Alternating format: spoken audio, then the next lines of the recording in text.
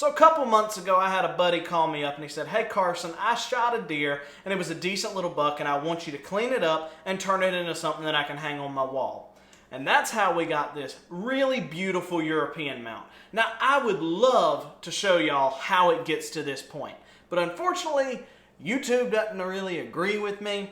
They think that this is art, and in my humble opinion, it is art, but they don't really want to see the brains removed or any kind of the gross nastiness that it takes to get to this. And, well, cat's out of my pay grade. I really can't do anything about that. But what I can show you is how we take a simple European mount like this up to the next notch. So what I've done here is I've contacted a taxidermy shop up in North Carolina, a taxidermy supply, and got a custom hanger for this deer here. This little arrowhead hanger is really awesome, and it's going to hang it just like that, kind of hang it out. Kind of a little bit unique from your typical Euro mount, which hangs flat on a wall. It's going to hang a little more like that. It's going to be kind of looking at you, kind of like your standard taxidermy mounts, but instead of skin on, it's a skin off taxidermy. But I'm not just stopping there. I'm also taking this little piece of driftwood, this piece of pallet wood actually, and I've got it measured out that I want to cut it right there with a handsaw, and I want to stick that smack dab in the middle of it, and the deer is going to hang on that. And it's going to look a little something, not quite, but I'm going to show you what it looks like at the end, a little something like this. I think that looks pretty cool. Let's cut this bad boy up, put some nails/screws in it, and we're going to make it look good. Wicked storm outside, so I apologize for any kind of reverb because I'm having to work in my garage, but we've got ourselves a little handsaw, nice and wiggly like a typical handsaw. We've got that line drawn across, and we're just going to get to cutting without slicing my finger off, hopefully. And zinga! With the magic of editing, we cut that board in a snap. We're going to take a little bit of sandpaper here, though, and clean up that edge, make it look all pretty. One thing I pride myself on, too, with this sort of work is never giving my customers anything less than the best. Here's the bottom line. If someone paid you to do work for them that they quite honestly could have done themselves, why would you give them anything less than what they could do for themselves? I feel like it's simple, basic courtesy. Smooth as a baby's bottom, ready to go.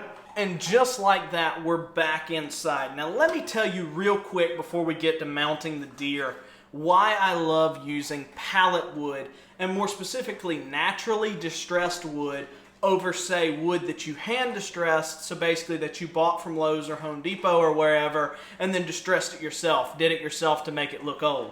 On this side, this wood's got serial numbers and it looks like any old piece of lumber. But on this side, nature's taken its toll. Just like nature took its toll on this deer, nature took its toll on this board. And what that means is it's got knot holes, it's got cracks, it's got nail holes where people put it together. It's rough, it's got cracks and crevices.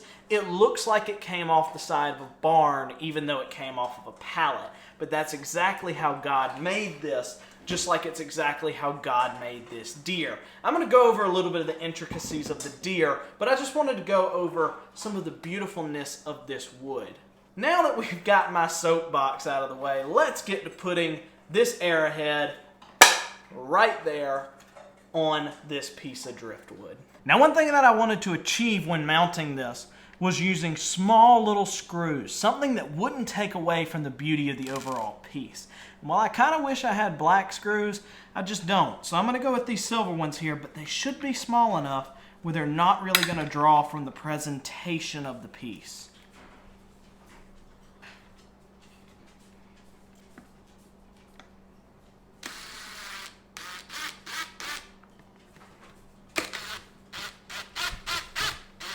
There we go, y'all. Look at that. Perfection. Pretty dang even.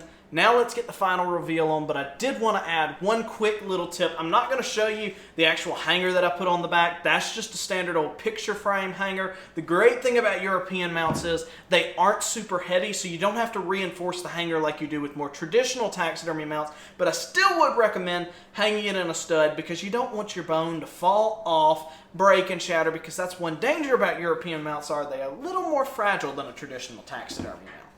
Let's get the final reveal on here, though. Oh, dang son, dang son, dang son.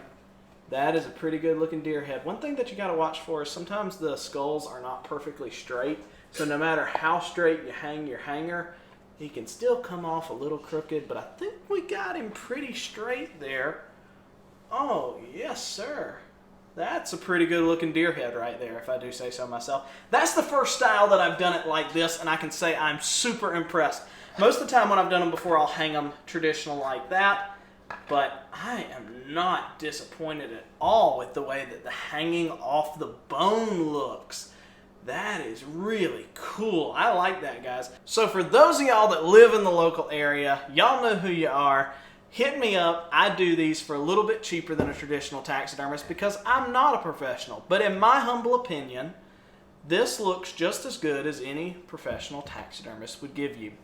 So hit me up. I'll get you some pricing options. I can do several different mounting styles than just this. I can even just give you the random old one. I can give you does. I can give you squirrels. I can give you rabbits. Any kind of animal you want. I just end up doing a lot of deer because people love deer mounts. Nonetheless, though, y'all, let's go over super quick before I let you go. What makes this deer special? What makes it tick? So, from this angle, this nice right tine, it's a pretty standard 5-point. You know, we've got a good main beam, nothing crazy. Almost identical brow tines on either side. Standard 5-point on the right side. Left side's where we get a little bit freaky. Once again, identical brow tines. Near to identical main beam until we get to this G1. The G1 is really weird. Look at that. He's got mass. It was wanting to split into another tine, but it didn't want to.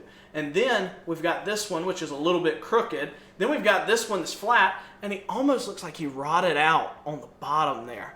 Super weird. Lots of mass on that left side. Really cool deer with a lot of personality. Awesome piece, quite possibly my favorite European mount I've done yet. I really encourage y'all, if you're in the area, to check it out. Like I said, I would have loved to show you how I do it myself, but YouTube, not really a big fan of it. So until then, we got this guy right here. I'm gonna send it off to my buddy. Thanks for watching ST Traditions, y'all.